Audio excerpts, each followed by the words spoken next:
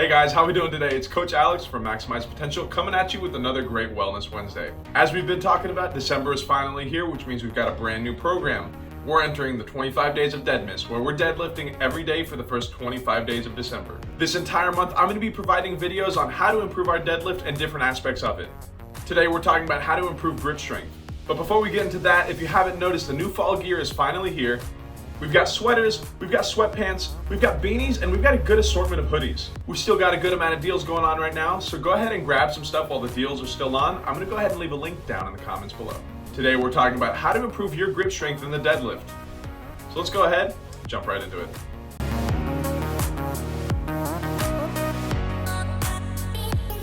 So I feel like when we're talking about the deadlift, when we start fatiguing, the first thing that usually goes isn't always the legs. A lot of the time it has to do with our grip. Or maybe we're just in the process of developing those thick calluses on our hands. Regardless if you're a beginner or if you've been deadlifting for a couple of years, there's always ways that we can improve our grip. In Monday's video, I talked a little bit about the different types of stances that we can take when we get into a deadlift. So now I'm going to discuss the different types of grips that we can take when we're deadlifting. So the first one that we're going to be looking at is going to be the normal double overhand grip. Now the double overhand grip is pretty self-explanatory. Our arms are going to be about shoulder width apart and we're grabbing the bar double overhand. Now like I said, this is the most common and usually the most comfortable grip that we have.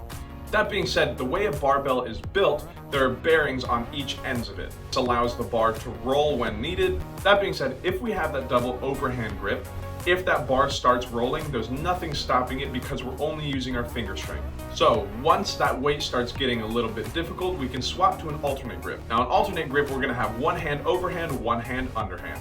Now this may not necessarily apply to everybody, but for myself, I usually like to take my weaker hand and that's gonna be the one that I go underhand with. With an alternate grip, we're not just relying specifically on the finger strength. If that bar does roll one direction or the other, and my fingers start letting go on one hand, I still have the palm in that opposite hand to support the bar.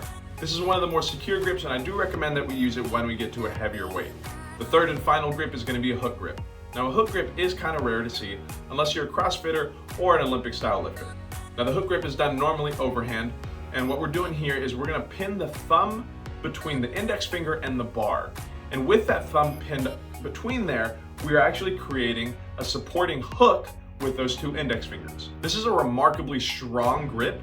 That being said, whenever we practice this grip, it is a little bit difficult to get into without feeling like you're gonna rip your thumbs off. Now I promise you're not gonna cause any crazy damage to your thumbs, but getting into the practice of it may take some time. Personally, I would recommend going double overhand until the weight gets a little bit heavy, then we can switch to that alternate grip. If we have the ability to absolutely try out hook grip, it is gonna be the strongest out of all three grips. So what happens when you get to a weight that's just a little bit too heavy for the grip that we prefer? Well, when that happens, there's a couple of different tools that we can actually use. The first one is going to be the easiest one, is going to be using chalk. It's very commonly used with powerlifters or gymnasts. Essentially what we're doing with this chalk is we're going to rub it on our hands, and what this is going to do is soak up all of the excess moisture that we have on our hands. This is in turn, of course, going to allow us to have a better grip. First and foremost, we're going to want to apply over the bucket as to not make a mess around our area. We're going to go ahead and place chalk all along the fingers. Then we're going to go along the ridge of the hand, and then right inside of the nook of the thumb. Now, of course, we can't just do this to one hand, so make sure that we hit both.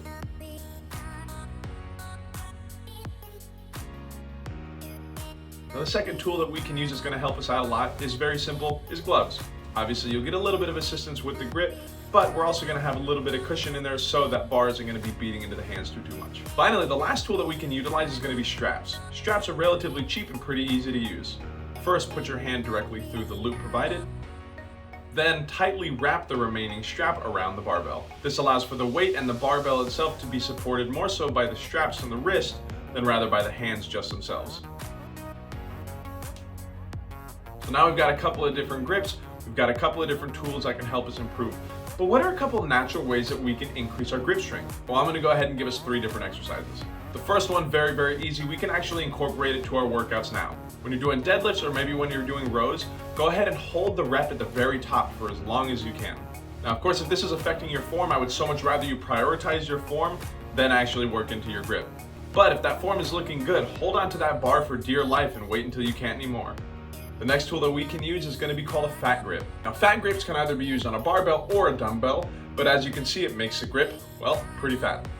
This is gonna make your grip muscles work a little bit harder because we have to squeeze a little bit more to hold on tight. We've got a couple of pairs here at the gym, but if you're not consistently coming to the gym, they're pretty cheap and can be found pretty easily on Amazon. Finally, the last exercise is very easy to do at home. It's gonna be a ball squeeze. So I would recommend something like a stress ball or a tennis ball. So just for the sake of the video, I'm gonna go ahead and keep my arm up here at a 90 just so you can see the ball.